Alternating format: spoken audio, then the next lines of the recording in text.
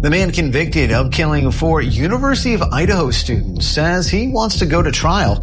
In an interview with the New York Times from prison, Bryan Kohberger says he now wants to withdraw the guilty plea he entered last year. He says his plea was based on what he called false promises and bad information. Kohberger is currently serving 4 life sentences without parole. In the summer of 2026, in an Idaho prison cell, a man picks up a pen. He has already confessed. He has already been sentenced. 4 consecutive life terms, no chance of parole. As far as the law is concerned, this case is closed. And yet, in his own handwriting, he writes a single defiant line. "My actual innocence is my truth." This is a man who admitted out loud in a courtroom to one of the most notorious murder cases in America. So why is he now fighting to take it all back? Hold that question, because to answer it, we have to go back to the very beginning. On the night of November 12th, 2022, 4 young people did something completely ordinary. They went out. It was a Saturday, Moscow, Idaho, a small college town that hadn't seen a murder in 7 years. Kaylee Goncalves and Madison Mogen, both 21, best friends since childhood, were downtown. Xana Kernodle, 20, and her boyfriend Ethan Chapin, also 20, were at a party. By just before 2 in the morning, all 4 had made their way home, a 3-story rental house on King Road.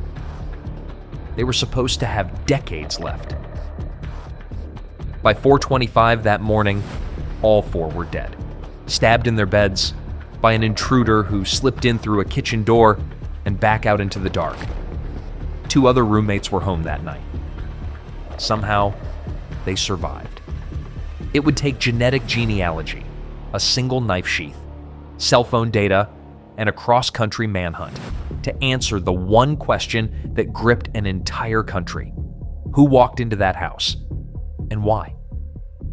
But here's the part almost no one saw coming. Nearly 3 years later, the man who confessed to all of it, the man who stood in a courtroom and said the word guilty 4 times, decided he wanted it all back. But here's the thing. To understand why he is fighting now, you first have to understand what he did then, and how 4 ordinary students in a quiet college town ended up at the center of a case the police very nearly never cracked. Stay with me, because by the end, the real question won't be whether Bryan Kohberger did it. It will be something far more uncomfortable. Has he found a crack that could actually undo all of it? Settle in, because the deeper we go into this story, the stranger it gets. 4 students, one ordinary Saturday night. This is who they were. Before this was a case, it was 4 people. And one small, ordinary habit, belonging to one of them, is going to matter more than you could ever guess. Watch for it. Kaylee Goncalves grew up in Coeur d'Alene, Idaho. By every account, she was the force of nature in any room. Funny, fiercely loyal, protective of the people she loved. She had just finished her degree at the University of Idaho. Friends said she had a job lined up in Austin, Texas. She was days away from a trip to Europe. She had, in other words, 1 foot already in the rest of her life. Madison Mogen, Maddie, grew up in that same town. She and Kaylee had been best friends since around the 6th grade. Inseparable, the kind of friendship that outlasts everything. Maddie was studying marketing, and a photo of the 2 of them together, taken the night before they died, would become one of the most recognizable images of this entire case. This detail always stays with me. They were best friends for most of their lives, and in the end, they died in the same room, in the same bed. Xana Kernodle was 20, a marketing major, warm, outgoing, the kind of person friends said was always laughing. She had one habit they remembered fondly. She loved staying up late, and that ordinary little detail would matter terribly on the last night of her life. Ethan Chapin was also 20, a triplet, one of 3 siblings who all attended the University of Idaho at the same time. Easygoing, kind, the boyfriend who fit right into the group. He didn't even live at the house on King Road. He was just staying over that night with Xana. 4 students, 2 lifelong best friends, a young couple, a triplet, far from home. For years, this was simply their life. Classes, parties, group photos, plans for graduation, and everything after. Nothing suggested what was coming. To understand the horror of this case, you have to understand the house. 1122 King Road was a 3-story rental just off campus. The kind of place college friends pile into together. 6 bedrooms, 2 on each floor, built into a hillside, with entrances on more than one level. Kaylee and Maddie had the top floor. Xana and a roommate, Dylan Mortensen, lived on the 2nd floor near the kitchen. A 6th roommate, Bethany Funk, lived on the ground floor. Remember that layout. Who slept on which floor? Because in just a few hours, it will be the difference between the 4 who don't survive this night and the 2 who do. From the outside, it looked like exactly what it was: an ordinary student house. Shared meals, a dog named Murphy, late nights, and early classes. 6 young people who had built something together. A home. That's the version of King Road that existed on the evening of November 12th. Some of the roommates went downtown. Xana and Ethan went to a party. Around 1:56 in the morning, Kaylee and Maddie were dropped back home after a stop at a food truck. By about 2 a.m., everyone was inside. Doors closed, lights off. An unremarkable end to an unremarkable Saturday night. From the outside, King Road looked exactly like what it appeared to be: safe. It was not. Here, the story splits in two because while those 4 students slept, someone else was awake, and according to prosecutors, he had been circling their lives for months. Bryan Christopher Kohberger was born in 1994. He grew up in the Pocono region of eastern Pennsylvania. By his own later writings, his adolescence was hard. He described struggling with depression as a teenager and battling a heroin addiction before turning his life around academically. And academically, he did, but into something with a dark thread running through it. He earned an associate degree in psychology, then a bachelor's and a master's in criminal justice from DeSales University. There, he studied under Catherine Ramsland, a forensic psychologist known for writing about serial killers, including the BTK killer. He told people he wanted to work with criminals to understand how they think. In the fall of 2022, Kohberger moved across the country to Pullman, Washington, to start a PhD in criminology at Washington State University, less than 10 miles from Moscow, Idaho, a short drive across the state line. He was a teaching assistant, and by the accounts of classmates that later reached investigators, he was difficult, socially off, someone who, they said, liked to talk about criminal decision-making and burglary-type crimes. By late 2022, his standing in the program was slipping. There were signs he was about to lose his teaching position. And here's the number that anchors this entire case. According to court filings, Kohberger's cell phone connected to a tower near the house on King Road, roughly 23 times between July and November of that year, almost always in the dead of night. Now, prosecutors were careful. They said they had no evidence he ever made contact with the house or the people in it during those months, but they knew his phone was there, again and again and again, in the dark. I can't help but wonder what those months looked like from inside that car, because that's the detail that turns this from a random tragedy into something colder. Whatever this was, it doesn't look like an impulse. According to the state's own timeline, it looks like a pattern. Did those 4 students ever notice a car that didn't belong? There is no evidence they did, and that may be the most unbearable part of all. The people in the most danger were the ones who never saw it coming. This is the part of the story where normally I tell you why. Here, I can't, and I'm not going to pretend otherwise. In most murder cases, prosecutors build a motive, a threatened divorce, an insurance payout, a secret about to come out. In the Kohberger case, they never did. When he pleaded guilty in 2025, the state laid out how he did it, in unflinching detail. It never explained why. There was no known connection between Bryan Kohberger and any of the 4 victims. No relationship, no grievance, no message, no threat, no confrontation that anyone has ever produced. That absence became one of the defining features of this case. In fact, the judge would later say that focusing on Kohberger's motive only gave him the attention he seemed to crave. And hold on to that gap, because that missing why is the exact crack that 1 year after his conviction, he will try to climb back through. So what turned months of phone pings into the morning of November 13th? We don't know, but we do know what he allegedly bought to prepare. According to prosecutors, months earlier, Kohberger purchased a military-style Ka bar knife, along with its sheath and a sharpener, on Amazon. Remember the sheath? A piece of leather and a snap. Because this entire case will come down to it. Hold on to that. What follows comes from prosecutors, court filings, and the surviving roommate's statements to investigators.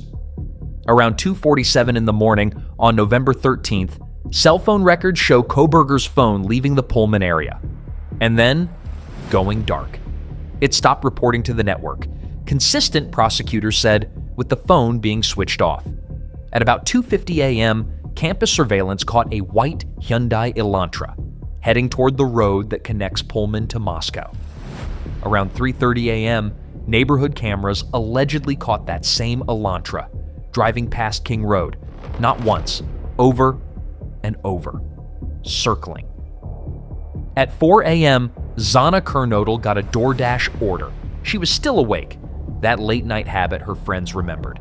At 4:12, records show she was on her phone, on TikTok. And then, shortly after 4, the Elantra came back one final time. Prosecutors say Kohberger parked behind the house and slipped in through a sliding door into the kitchen. He went to the 3rd floor first. There, in Maddie's bed, he attacked Madison Mogen and Kaylee Goncalves. As the lead investigator later put it, he went in to kill, and one right away became 2, because they were together. Then came the interruption. Investigators believe Xana Kernodle was still awake. She had just gotten that food delivery, and that she likely crossed his path. Xana was killed on the 2nd floor, and Ethan Chapin, asleep in her room, was killed as well. He very likely never woke up. And through all of it, one person was just a few feet away, awake. Dylan Mortensen, or a surviving roommate, later told investigators she woke to strange noises. She thought she heard Kaylee playing with the dog. Then she heard someone say, "There's someone here." She opened her door. Nothing. She opened it again and heard crying. And then a man's voice. "It's okay. I'm going to help you." She opened her door a 3rd time, and this time she saw him. A figure dressed in black, a mask over the lower half of his face, walking toward her, then past her, toward the back door. She froze, and the one detail that stayed with her, bushy eyebrows. Then he was gone. To be clear, and I'll keep this brief, out of respect, this was fast, close, and savage. Kaylee Goncalves' family has said she was stabbed more than 30 times. These wounds were not survivable. They were never meant to be. And then, nothing happened. For hours. The 2 surviving roommates, terrified, confused, called and texted, and got no answer. It wasn't until 11:58 that morning, nearly 8 hours later, that a 911 call finally went out, reporting an unconscious person. Officers arrived expecting a medical call. Instead, they walked into a scene that would haunt the country. On November 13th, 2022, Kaylee Goncalves, Madison Mogen, Xana Kernodle, and Ethan Chapin died. They were 21, 21, 20, and 20 years old. For a few days, the world barely understood what had happened. There were vigils, 4 obituaries for 4 young people who, 72 hours earlier, had been posting photos and planning their futures. The town grieved a tragedy. It didn't yet know it was also a crime scene in the middle of a manhunt. The first thread was the smallest one imaginable, a leather sheath. On the bed where Maddie and Kaylee were found, investigators recovered a tan Ka bar knife sheath. The knife itself was gone, but on the snap of that sheath was a single source of male DNA, and it didn't match anyone in the National Criminal Database because Bryan Kohberger had never been arrested for anything. So investigators did something that has quietly transformed modern policing. They used investigative genetic genealogy, building a family tree from distant relatives who had used consumer ancestry sites, and that tree pointed to the Kohberger family. To confirm it, investigators later pulled trash from the family home in Pennsylvania. The DNA there indicated the sheath, DNA, came from a son of that household. Quick pause here, because this is the moment it clicks for most people. If this case is pulling you in, do me a favor, tell me where you're watching from. Drop your city, your country, in the comments. I read every single one. And if you want to see exactly how this ends, subscribe and stay with me. Okay? Back to it. And then, the other thread started to pull. All in the same direction. The car. Surveillance had caught a white Hyundai Elantra circling King Road, and one had already crossed investigators' radar because Kohberger's car had been logged in a routine traffic stop weeks earlier. The phone. It had pinged near the house around 24 times before the murders.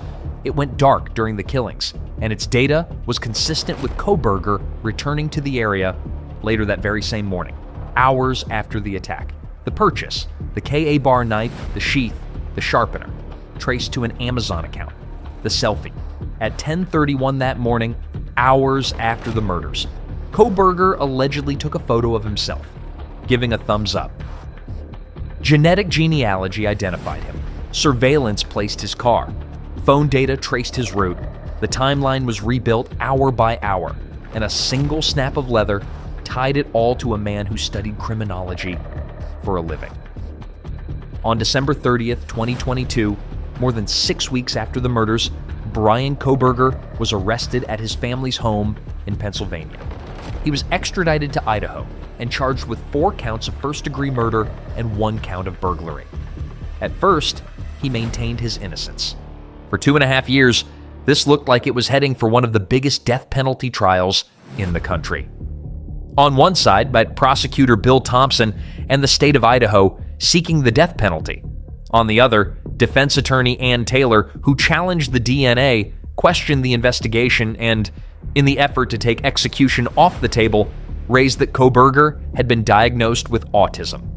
The prosecution's theory was simple and devastating, that Bryan Kohberger planned and carried out the murders of 4 strangers, and that the evidence put him inside that house. The piece that cut both ways was always the DNA. Prosecutors called the sheath the linchpin, a direct physical tie to the scene. The defense argued that DNA can be transferred and questioned how the genealogy was used. In front of a jury, that's the kind of fight that can go either way. But it never reached a jury.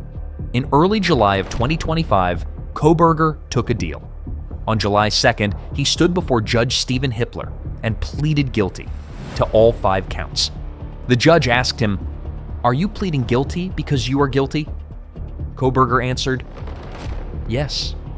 Was anyone promising him anything in return? No. In exchange, the death penalty was off the table, and Kohberger waived his right to appeal. The deal split the families. Some, in the Mogen and Chapin families, could accept it. An ending, a trial they wouldn't have to sit through. Others, in the Goncalves and Kernodle families, were blindsided and furious. Some had fought for the death penalty and felt it was taken from them. On July 23rd, Kohberger was sentenced. 4 consecutive life sentences, no parole, plus 10 years for the burglary. One by one, the families faced him. Kaylee's mother told him, "Hell will be waiting." The surviving roommate told the court he would never take her voice. And when he was offered the chance to speak, Kohberger declined. And that, everyone assumed, was the end. It wasn't. In late July of 2026, almost exactly a year later, Bryan Kohberger, representing himself, filed a handwritten petition to withdraw his guilty plea, to challenge his conviction, to take it all back. In it, and in a statement to the New York Times, he claimed his plea wasn't voluntary. He claimed his own attorneys had manipulated him. promised him better prison conditions, scared him about life on death row, and, in his words, convinced him to falsely confess. His plea, he wrote, hinged on false promises and blatant disinformation. And then, the line I opened this whole video with, the one he wrote in his own handwriting, "My actual innocence is my truth." It is the exact opposite of what he said under oath just 1 year before. Because this case now comes down to a contest, a confession versus a claim of innocence, let's lay the core evidence out plainly, what it proves, and where the real arguments live. And here's why this matters right now, not just back in 2022. As you watch this, Kohberger's new attorney is picking through these exact pieces of evidence, looking for the one thread loose enough to pull the entire plea apart. So don't just ask how strong each piece is, ask whether it is strong enough to survive what he is trying to do next. The knife sheath DNA. Prosecutors said a single male profile on that snap, matched through genealogy and confirmed by the trash pull, put Kohberger at the scene. The defense said DNA can be transferred and questioned the method. The takeaway? This is the strongest single piece of evidence in the case. But touch DNA transfer is a real argument, which is exactly why the defense leaned on it. The cell phone data. Prosecutors said the roughly 23 pings, the phone going dark, and the return to the area all showed planning. The defense noted the state admitted no direct contact with the victims beforehand. The takeaway? Powerful as a pattern, circumstantial, on any single night. The Elantra. Prosecutors said the footage tied his car to the scene. The defense could say, a car model is not a person. The takeaway? Strong alongside the phone and the DNA, weaker on its own. The Amazon order and the selfie, corroborating, but not standalone. Here's the honest summary. Taken together, the evidence the state built was formidable. And Kohberger's own guilty plea, given under oath, is the most damning item of all. What this case has never conclusively delivered is a motive. And that gap is exactly the space Kohberger is now trying to reopen. Step back from the timeline for a second, because this is where the Kohberger case gets genuinely unsettling. Let me be careful here. No responsible analysis diagnoses a person from the outside. And Kohberger's own defense raised an autism diagnosis, which is not in any way an explanation for violence. So hold this loosely. What emerges from the public record isn't a diagnosis. It's a pattern.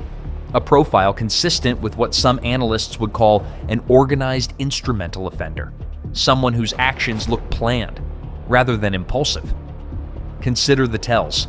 In hindsight, months of nighttime drives logged near a house full of strangers. A phone switched off precisely during the window of the crime. A specific weapon bought in advance. A route in and a route back out. This is not the signature of someone who lost control. It's the signature of someone who made choices. And then layer in the background. A man who spent years studying how criminals think, who trained under an expert on serial killers, who said he wanted to get inside the minds of offenders, and who, prosecutors say, then became one. There's a grim irony there that this case can never quite shake. And then there's the reversal itself. Maybe the most revealing detail of all.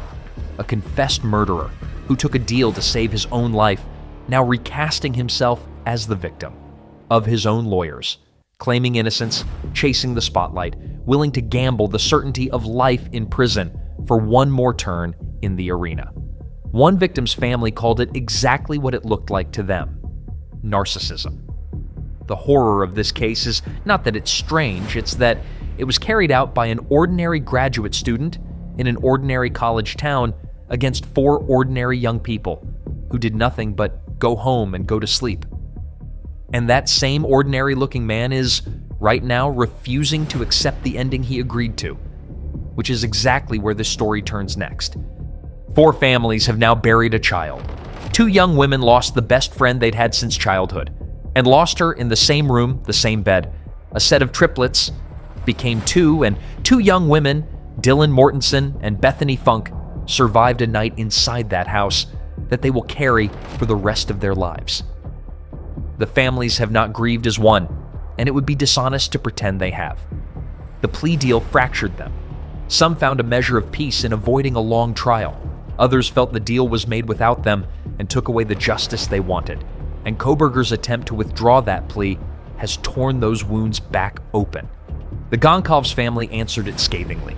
He got exactly what he asked for, they said, a deal that spared his life. And now he wants another chance to roll the dice.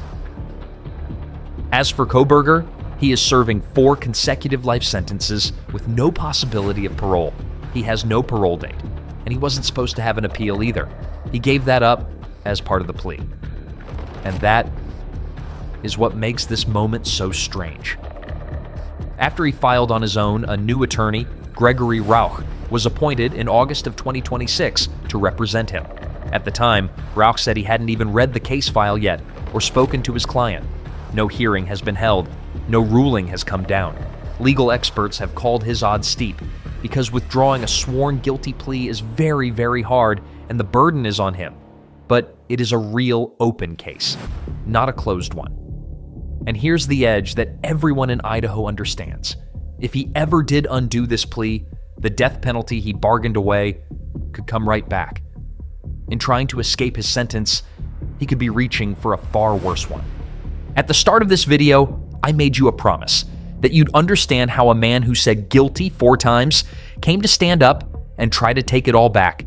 Now you do. A mountain of evidence, a plea that saved his life, a waiver of appeal. And then, a year later, a handwritten claim that none of it was ever true. The confession is on the record. And now, so is the man trying to erase it. So I'll hand the last question to you.